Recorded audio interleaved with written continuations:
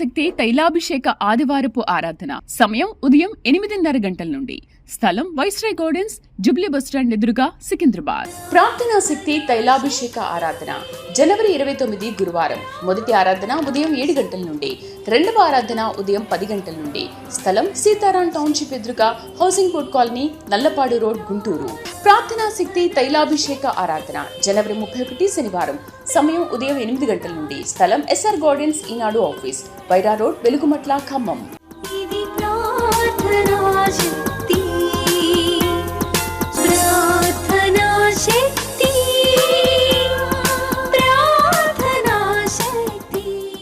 యేసయ్య నామములో మీకు వందనాలు తెలియపరుస్తూ ఉన్నాను ప్రియులరా.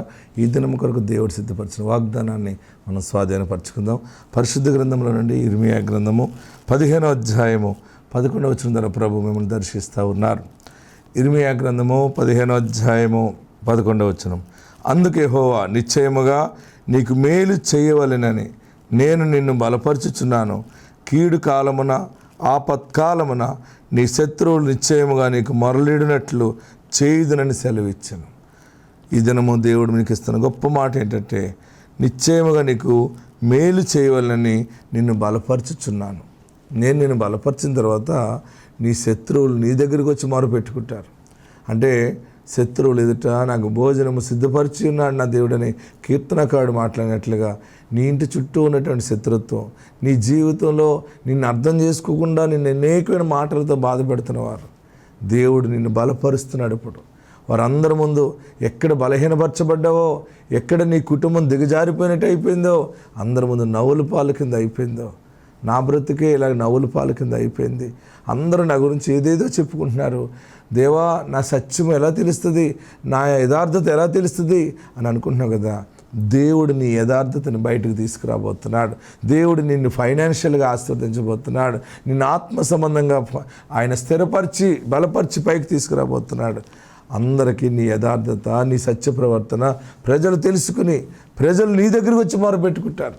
నిన్ను ఇలాగన్నాం క్షమించు, అలాగన్నాం క్షమించు. దేవుడు మన పక్షముగా ఉన్నాడు. నీకు దేవుడు మేలు చేసి నిన్ను ఈ దినాన్ని బలపరుస్తున్నానని చెప్తున్నాడు. నేను ఓడిపోయాను, నేను చాలా తలదించుకునే పరిస్థితి అయిపోయింది అని అనుకుంటున్నావు కదా. పరిశుద్ధాత్మ దేవుడు నీకు తోడుగా ఉన్నాడు. యేసయ్య నీకు తోడుగా ఉన్నాడు. అందుకే ఈ మాట నీకు బయలుపరుస్తున్నారు. ఇర్మియా గ్రంథం 15వ అధ్యాయం 11వ వచనంలో, అందుకే యెహోవా, నిశ్చయముగా నీకు మేలు చేయవలెనని నిన్ను బలపరచుచున్నాను.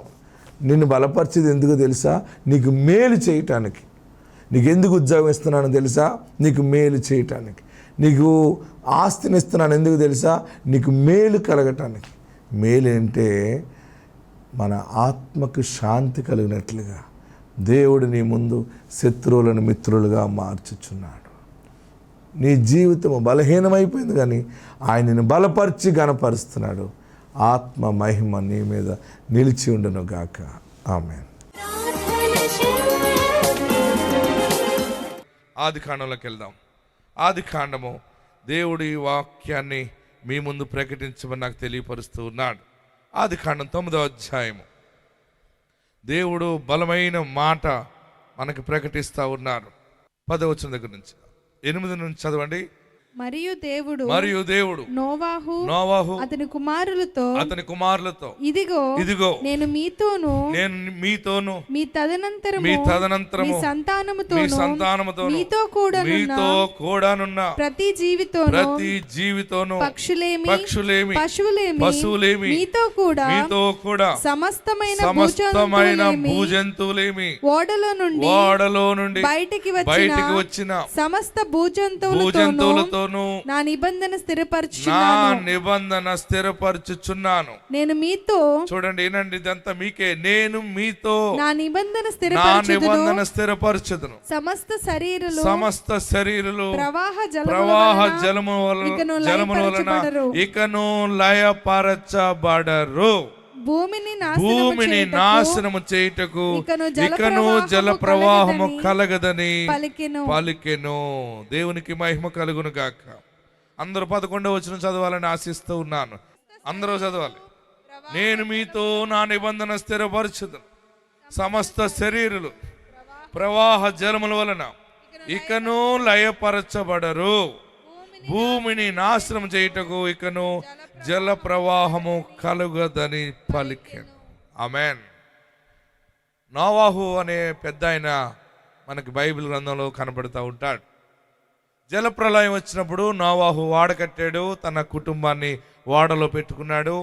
నాశనం అయిపోతుంది, జలప్రలయం వస్తుందంటే ప్రజలు ఆ రోజుల్లో వినలేదు. వినకపోతే వారు ఎవరు ఓడలోనికి రాలేదు. రాకపోతే నోవాహుతో దేవుడు చెప్పాడు, సరే ఎవరు రావట్లేదు కదా, నీ ఫ్యామిలీతో వెళ్ళిపో అన్నాడు. అన్నిటిని రెండు జంతువులను తీసుకుని ఓడలోకి వెళ్ళాడు. పక్షులు జంతువులు అన్నీ కూడా వెళ్ళినాయి. ఓడలోకి వెళ్ళిన తర్వాత 40 రాత్రింబగలు వర్షం కురిసింది. ఎప్పుడు 40 రాత్రులు 40 పగళ్ళు వర్షం కురిసింది. ఆ వర్షానికి లోకమంతా మునిగిపోయింది. అప్పుడు ఓడ తేలిపోయి మరలా నీరంతా సముద్రంలోకి లాగటానికి కొంత టైం పట్టింది. చివరిగా నీరు దిగినప్పుడు ఈ నోవాహు కుటుంబం ఓడలో ఉన్నది. ఈ ఓడ వెళ్ళి అరారాతు పర్వతాల మీద ఆగింది. ఏ పర్వతాల మీద ఆగింది? అరారాతు పర్వతాల మీద ఆగింది. అద్భుతం చెప్పనా మీకు, ఆ ఓడ ఇప్పటికీ అక్కడే ఉంది. చూస్తారా? మీకు చూపించనా?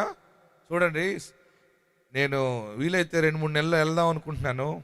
అది ఎక్కడుందంటే టర్కీ దేశంలో అరారాతు పర్వతం మీద ఆగి ఉంది. అలాగ రష్యా దేశస్థుడు ఏం చేశాడంటే పర్వతాలని పరిశోధన చేసే టీము పైన పరిశోధన చేస్తూ ఉంటే ఈ కొండల పైన పడవలాగా ఉంది అని వాడు పరిశోధన చేశాడు. చూడండి, అదిగో నోవాహు వాడ ఆ పక్కనున్నది బొమ్మ మామూలుగా గీసింది. పర్వతం మీద రెడ్ మార్క్ అని చూసారా? పడవలాగా కూలిపోయి అలాగ ఉండిపోయింది శిథిలాలుగా. తర్వాత అమెరికన్ యూనివర్సిటీ, ఇంకా జర్మనీ యూనివర్సిటీ, వీళ్ళందరూ కూడా ప్రముఖులు వెళ్ళి ఆ పైన చూడండి ఇలాగా ఓడ షేప్ ఉంది కదా, ఆ షేప్లోకి వెళ్ళి సరిగ్గా పరిశోధన చేస్తే అక్కడ చితిసారపు కర్ర వుడ్డు అక్కడే ఉంది. ఓడ యొక్క బైబిల్ గ్రంథంలో ఎంత పొడుగు ఎంత వెడల్పు ఉందో అంత పొడుగు అంత వెడల్పు అక్కడ ఉంది. హల్లెలూయా చెప్పరే? ఇంకా గట్టి హల్లెలూయా చెప్పరే? దేవుడు ఏ కర్రతో ఓడను చేయమని చెప్పాడో ఆ కర్ర, ఆ వుడ్ అక్కడ ఉంది. ఆ వుడ్డును తీసి మొన్న పరిశోధన చేస్తే కరెక్ట్గా నోవాహు కాలానికి సరిగ్గా వయసు కూడా సరిపోతుంది ఆ కర్రకి. దేవుని వాక్యము సత్యమైనది. ఆమేన్. హల్లెలూయా చెప్పండి, గట్టిగా హల్లెలూయా చెప్పండి. మరి నోవాహు ఓడ అరారాతు పర్వతాల మీద ఆగిపోయింది. ఆగిపోతే నోవాహు దిగినప్పుడు చాలా బాధపడ్డాడు. దేవుడి మీద కోపగిచ్చాడు. ఏంటి, ఈ ప్రజలని సమాజం అంతా కూడా నాశనం అయిపోయారు, ఎందుకు నేను మాత్రం లిక్కుమంటా నేనేం చేస్తానన్నాడు. ఏడుస్తుంటే బాధపడుతుంటే దేవుడు నోవాహుతోటి వాళ్ళ ఫ్యామిలీ అందరూ ఉండగా మాట్లాడుతున్నాడు అనమాట. నోవాహు, సారీ, బాధపడకు, ఇక జలప్రలయము రాదు, భూమిని నేను నాశనము చేయుటకు ఇక జల ప్రవాహము కలగదని పలికెను. ఈరోజు మీ అందరికీ దేవుడిచ్చిన శుభవార్త ఏంటంటే మీ ఇంటిలో వచ్చిన సునామీ ఇంక రాదు. నీ కుటుంబం చెదిరిపోయిన జల ప్రవాహం వల్ల నాశనం అయిపోయిన నాశనం ఇంక రాదు. మరి ఏమొస్తుంది? దీవెన వెంబడి దీవెన వస్తుంది, సంతాన అభివృద్ధి కలుగుతుంది, ఎక్కడా నాశనం ఉండదు. నీ పాడి, నీ పంట, నీ వ్యాపారము, నీ సేవ అంత దీవెనగా ఉంటది. హల్లెలూయా చెప్పండి, గట్టిగా హల్లెలూయా చెప్పండి. జలప్రలయం వచ్చిందంటే అన్నీ ఎత్తుకుపోతుంది. మనకి 1996 తుఫాన్ వచ్చింది, అలాగే 1970 చిల్లరలో తుఫాన్ వచ్చింది. అన్ని నాశనం అయిపోతుంది. ఉప్పు నీరు వచ్చి మీద పడిపోతుంది, పంటలు మళ్ళీ పండవు, మన ఎన్ని పాడి పశువులన్నీ చచ్చిపోతాయి, వ్యాపార లావాదేవీలు నాశనం అయిపోతాయి. జలప్రలయం అంటే సర్వనాశనానికి గుర్తు. ఈరోజు అన్ని కోల్పోయిన ఏడుస్తున్నావేమో, అన్ని పోయిన ఏడుస్తున్నావేమో. ఒక సేవకుడి ద్వారా దేవుడు మీతో మాట్లాడుతూ ఉన్నాడు. ఇక జలప్రలయము, తుఫాను నీ ఇంటికి రాదు, ఏ దరిద్రము రాదు, ఏ రోగము రాదు. యేసు కృప నిన్ను ఆవరించి ఉన్నది, యేసు కృప నిన్ను ఆవరించి ఉన్నది. బెదిరించువాడు ఇక ఉన్నాడు. హల్లెలూయా చెప్పండి, ఇంకొకటి హల్లెలూయా చెప్పండి. అక్కడ 11వ వచనంలో చాలా చక్కగా ప్రభు ఆత్మ మాట్లాడుతూ ఉన్నాడు. నేను మీతో నా నిబంధన స్థిరపరచుదును. నేను మీతో నా నిబంధన మాట ఇస్తున్నాడు. దేవుడే మాట ఇస్తున్నాడు ఈరోజు. ఆమేన్. ఆనాడు నోవహుకు ఇచ్చిన మాట ఈ కృపాకాలంలో పరిశుద్ధాత్మ దేవుడు నీతో సూటిగా మాట్లాడుతున్నాడు. ఇక తుఫాను రాదు, ఇక మునిగిపోవటం రాదు, జల ప్రళయములో కొట్టుకుపోదు. ఆ జల ప్రళయం వల్ల తోటలు కొట్టుకుపోయి, ఇల్లు కొట్టుకుపోయి, పిల్లలు చనిపోయారు, యవనస్తులు చనిపోయారు, పెద్దవాళ్ళు చనిపోయారు, ముసలి వాళ్ళు అందరూ కుళ్ళిపోయారు. ఇక కుళ్ళు కానీ దరిద్రము కానీ నాశనము కానీ రానే రాదు. హల్లెలూయా చెప్పండి, గగటి హల్లెలూయా చెప్పండి. 1 గంటకి జ్వరం పోతుంది తెలుసా మీకు? ఎన్ని గంటలకి? 1 గంటకి జ్వరం పోతుందని బైబిల్లో ఉంది. యోహాను సువార్త తెరుద్దాం ఒకసారి. యోహాను సువార్త 4వ అధ్యాయం చూడండి ఒకసారి. అందరూ తెరవండి. ఎవరికి జ్వరం ఉందో పోతుంది. మీ ఇంటి దగ్గర ఎవరికైనా జ్వరం ఉందా కూడా ఇక్కడ ప్రార్థిస్తే అక్కడ పోతుంది. చూడండి 4వ అధ్యాయం 46 వచనం.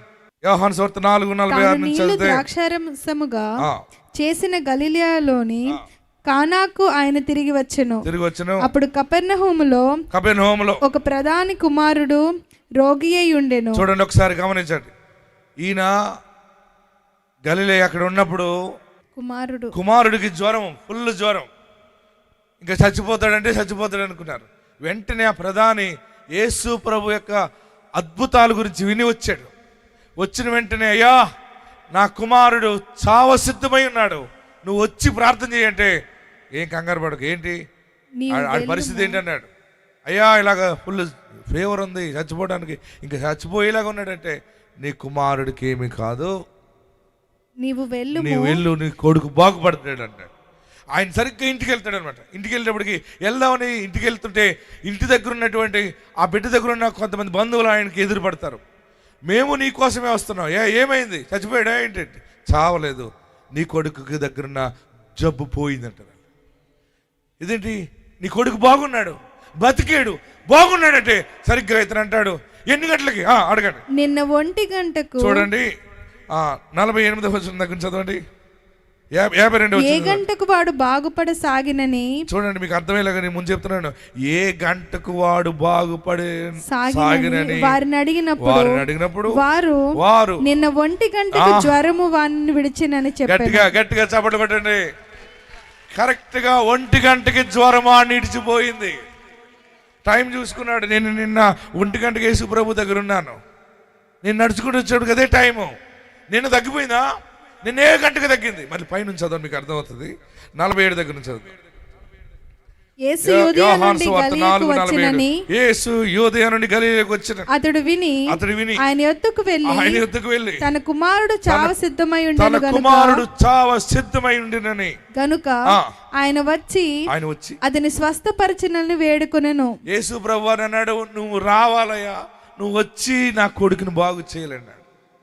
అప్పుడేమన్నాడు, యేసు సూచక క్రియలను మహత్కార్యములను చూడకుంటే మీరెంత మాత్రము నమ్మరని అతనితో చెప్పాను. అందుకు ప్రధాని ప్రభువా నా కుమారుడు చావక మునిపే రమ్మని. ఆ ప్రధాని అంటున్నాడు, ప్రభువా నా కొడుకు చావక ముందు రావాలయ్యాను అంటే ఆయనను వేడుకొనెను. యేసు నీవు వెళ్ళుము, నీ కుమారుడు బ్రతికి ఉన్నాడని ఆయన అతనితో చెప్పగా. హల్లెలూయా. నువ్వు వెళ్ళు, నీ కొడుకు బతుకున్నాడు, అయ్యా బాబు వెళ్ళిపో. నిజమేనా? వెళ్ళు. మీరు ఇక్కడి నుంచి ఇంటికి వెళ్ళేటప్పటికి స్వస్థత కార్యాలు చూస్తారు. ఇది మీరే నమ్మండి, ఇది మీకే 1 గంటకి దైవిక స్వస్థత. ఆమెన్, ఆమెన్ అని చెప్పండి. జ్వరం ఈజీగా పోతుంది తెలుసా మీకు? జ్వరం ఎందుకు వస్తుందో తెలిసినా? జ్వరం ఎందుకు వస్తుంది అంటే శరీరంలో బలము తగ్గితే జ్వరం వచ్చేస్తుంది, ఇమ్యూనిటీ పవర్ తగ్గితే. డాక్టర్ దగ్గరికి వెళ్తే ఏం రాస్తాడు, ఏం చేస్తాడంటే బలము చేకూరేటువంటి ఇంజెక్షన్ చేస్తాడు, బలం వచ్చే ట్యాబ్లెట్ రాస్తాడు, అప్పుడు ఆటోమేటిక్గా జ్వరం తగ్గుతుంది. కానీ ఇక్కడ ఈ డాక్టర్ గారు ఇచ్చే మందు ఏంటంటే, యేసు క్రీస్తు నామములో పరిశుద్ధాత్మ శక్తి నీలోకి వస్తుంది, ఆ ఆత్మ ద్వారా నీకు నూతన బలం వస్తుంది, ఆ బలము ద్వారా జ్వరం పోతుంది. గట్టిగా హల్లెలూయా చెప్పండి. ఎంతమందికి జ్వరం ఉందో వారందరూ యేసు రక్తం చేయమని 7 మార్లు చెప్పండి. 1 2 3 గట్టిగా యేసు రక్తమే జయం. రెండోసారి యేసు రక్తమే జయం. రెండోసారి, మూడోసారి, నాలుగోసారి, ఐదవసారి, ఆరవసారి, ఏడవసారి గట్టిగా చప్పట్లు కొట్టి ప్రభుని స్తుతించండి. రోగము పోయిందంతే. ఆత్మ బలం వస్తే రోగం పోతుంది. చదవండి మాట. అప్పుడు ఆ మనుషుడు యేసు తనతో చెప్పిన మాట నమ్మి వెళ్ళిపోయాను. అతడు ఇంకా వెళ్ళుచుండగా, చూడండి, అతడు ఇంకా వెళ్ళుచుండగా అతని దాసులు అతనికి ఎదురుగా వచ్చి, అతని దాసులు పిఏ గుమస్తలందరూ ఎదురొచ్చి అతని కుమారుడు బ్రతికి ఉన్నాడని తెలియజెప్పిరి. వాళ్ళు ఎందుకు వస్తున్నారంటే కొడుకు చచ్చిపోయేలాగా ఉన్నాడని చెప్పి యేసు ప్రభు దగ్గరికి వెళ్తానని చెప్పి వచ్చాడు. యేసు ప్రభు వారు ఉన్న ప్రాంతానికి నడుచుకుంటూ వెళ్ళి తిరిగి వచ్చేటప్పటికి కొంచెం టైం పట్టింది. ఈ మనుషుడు పిల్లవాడు బాగాలేదని ఇంకెక్కడికి వెళ్ళిపోతున్నాడో, బిడ్డకి ఒంట్లో బాగోకపోతే తండ్రికి బుర్ర పనిచేస్తుంది, ఆ తల్లికి మన బిడ్డకి ఏదైనా బాగోలేకపోతే ఏమైపోతుందో అర్థం కాదు. రీలరా బుర్ర చెదిరిపోతుంది. ఈ మనుషుడికి సంబంధించిన వారందరూ తిరిగి వస్తున్నారు. తిరిగి వస్తున్న ఎదురుపడ్డాడు. ఆవిడ ఏం జరుగుతున్న సంఘటన చదవండి. అతడు ఇంకా వెళ్ళుచుండగా అతని దాసులు అతనికి ఎదురుగా వచ్చి అతని కుమారుడు బ్రతికి ఉన్నాడని తెలియజెప్పిరి. ఏ గంటకు వాడు బాగుపడసాగినని అతను ఎంత పరీక్ష చేస్తున్నాడు చూడండి. వారిని అడిగినప్పుడు వారు నిన్న 1 గంటకు జ్వరము వానిని విడిచినని అతనితో చెప్పిరి. ఆమేన్, హల్లెలూయా. సరిగ్గా టైం చూసుకున్నాడు. ఎప్పుడు తగ్గింది? ఇప్పుడే తగ్గిందా? గంటకు ముందు తగ్గిందంటే నిన్న 1 గంటకు తగ్గింది. నీ కుమారుడు బ్రతికి ఉన్నాడని యేసు తనతో చెప్పిన గంట అదే అని తండ్రి తెలుసుకొనెను గనుక. హల్లెలూయా. ప్రభువారు నోట నుండి వాక్కు వెళ్తుంది, నీ కుమారుడు బ్రతికి ఉన్నాడు అన్నప్పుడు అతను బాగా కొంచెం సెంటిమెంట్ మనిషి కనుక సమయాన్ని కూడా గుర్తుపెట్టుకున్నాడు.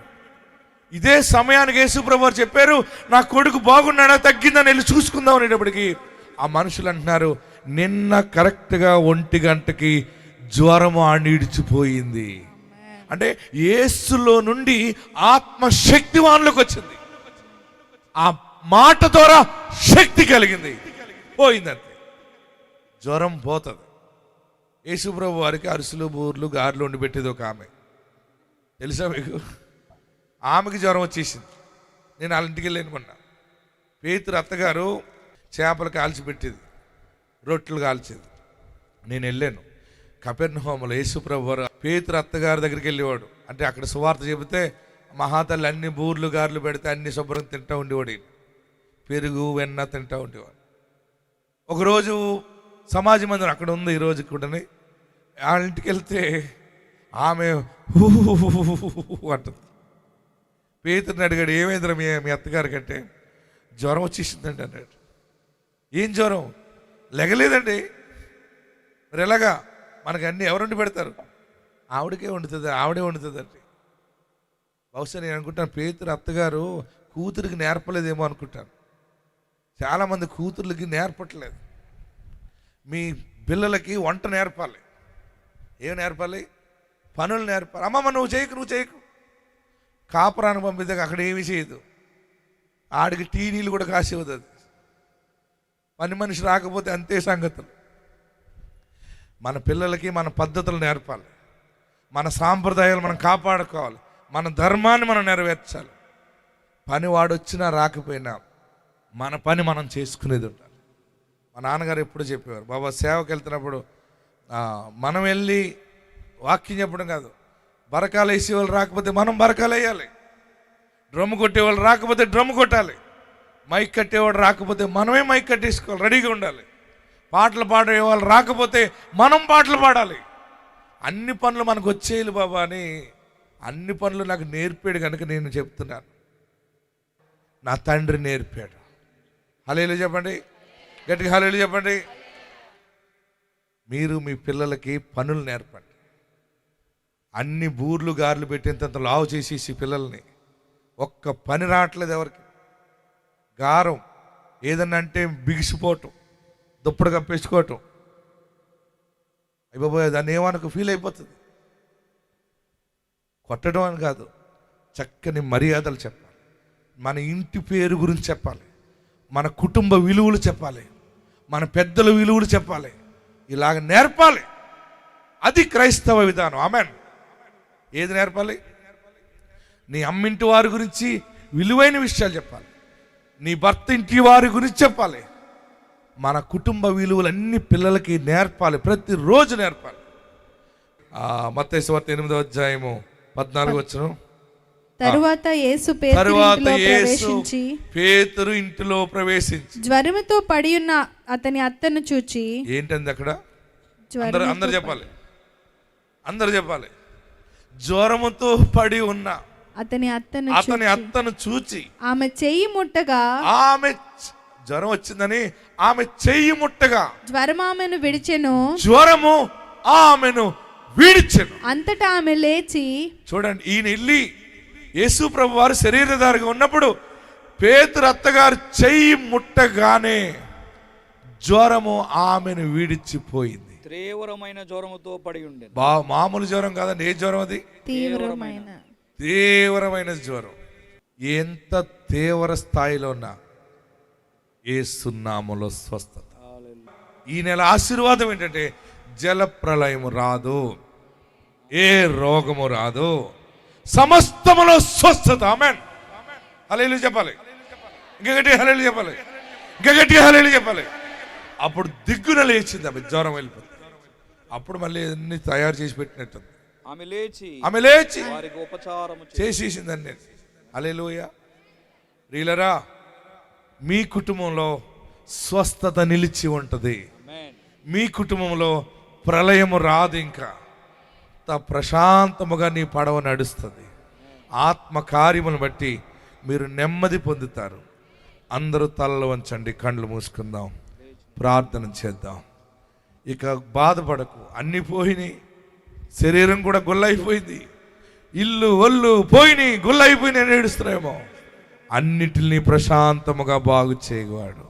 ఎక్కడున్నవారు అక్కడ లేచి నిలబడదాం. మనం అందరం కూడా లేచి నిలబడి స్వస్థత ఇచ్చే యేసు వైపు చూద్దాం. హల్లెలూయా చెబుతూ నిలబడి అందరూ లేచి నిలబడండి. ఎక్కడున్నవారు అక్కడ 2 చేతులు పైకెత్తి. రోగం ఉందా? జ్వరం ఉందా? క్యాన్సర్ వచ్చింది అనుకుంటున్నావా? శరీరం అంతా కూడా డిసీజ్ తోటి అయిపోయింది అనుకుంటున్నావా? మరలా పునర్జన్మ దేవుడిచ్చాడు. పునరుద్ధాన శక్తితో బాగుపడుతున్నావు. భయపడద్దు. అందరూ ఎక్కడున్నవారు అక్కడ లేచి నిలబడి మీరు చేతులు ఎత్తితే బాగుపడిపోతారు. చేతులు ఎత్తితేనే శక్తి మీ మీదకి వచ్చేస్తుంది. అది మీ చేతుల్ని తాకుతుంది. నా పాపాలు క్షమించాలని అడగండి. అందరూ నా పాపాలు క్షమించి యేసయ్యా అని అడగండి. నువ్వు క్షమించబడుతున్నావు, ఆత్మను పొందుకుంటావు. యేసయ్యా నా పాపాలు క్షమించు, నన్ను పరిశుద్ధపరచు, నన్ను నీ బిడ్డగా స్వీకరించు. నాకు నెమ్మది లేదయ్యా, నీ నెమ్మది నాకు కావాలి, నీ శాంతి నాకు కావాలి. ఈరోజు బలమైన కార్యం నా జీవితంలో జరిగించు, బలమైన శక్తి నాకు దయచేయి. జల ప్రళయం రాదు. ఇక మళ్ళీ అప్పుల్లో పడవు, మళ్ళీ నష్టములో పడవు. ఏది జరిగినా లాభమే జరుగుతుంది, ఏది జరిగినా ఆశీర్వాదమే వస్తుంది. భయపడకు. బెదిరించువాడు నీకు దూరం అవుతాడు. నీ పాడి తిరగబడుతుంది. నీ పంట సమృద్ధి చూస్తావు. ఈ సంవత్సరం దానికి అదే పట్టుబడుతుంది. 2వ సంవత్సరం పంట భుజిస్తావు. 3వ సంవత్సరం విత్తనాలు విత్తుతావు. ద్రాక్ష తోటలు నాటి వాటి ఫలములను కోస్తావు, అనుభవిస్తావు. ఆయన నిన్ను ప్రేమిస్తా ఉన్నాడు. ఇక జల ప్రళయం రాదు. నీ భర్తకి నీకు ఇక గొడవ రాదు. నీ బిడ్డలకి నీకు గొడవ రాదు. ప్రళయం రాదు. స్వస్థత, స్వస్థత, సమాధానము, శాంతి, కృప విస్తరించబడతాయి. అడగండి, మీకు ఏం కావాలో అడగండి, పొందుకోండి. 1 2 3 పొందుకోండి. ఆశీర్వాదాలు పొందుకోండి, జవాబులు పొందుకోండి. ప్రార్థించండి. హల్లెలూయా, హల్లెలూయా. స్తోత్రం.